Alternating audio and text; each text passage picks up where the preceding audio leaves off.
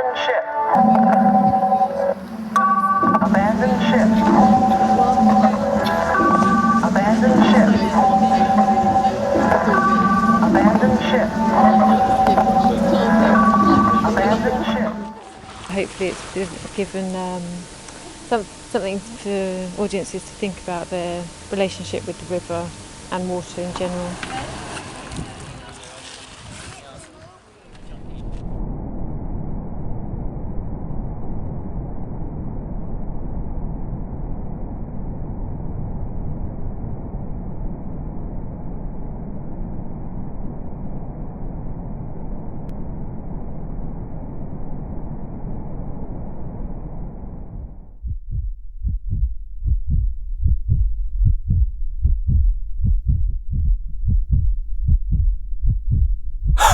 Double Pendulum kind of looks at, the politics of how breathing is affected by pollution.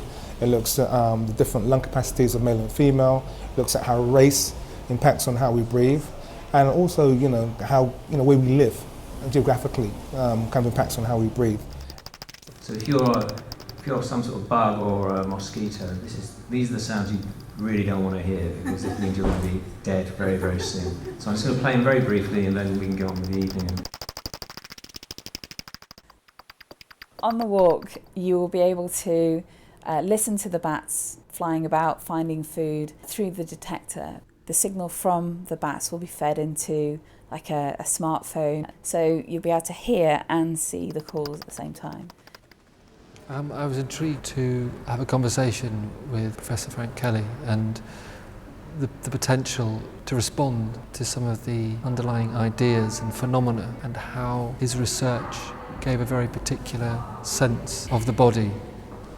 I hope the image of the shifting rhythms of the breathing, sometimes regular, sometimes faulty, sometimes laboured, can create a consciousness about the act of breathing. We've provided her with a lot of video footage from our work in the deep ocean.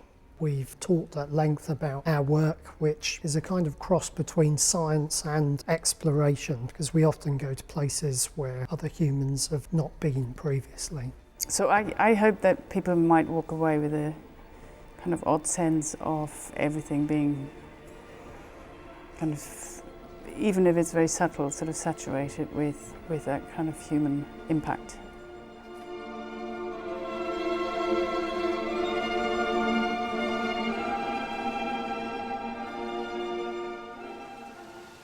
It's being broadcast on Basic FM at the point where the run is finishing.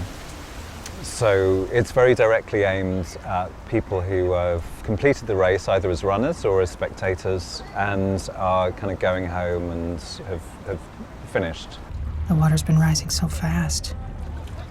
That if somehow, in a kind of half-asleep state, you can put people in a kind of half-asleep state, portray this sort of notion of a flooded Newcastle, perhaps somehow that will enter the subconscious enough to trigger a kind of behavioural change in the sort of normal, daily reality.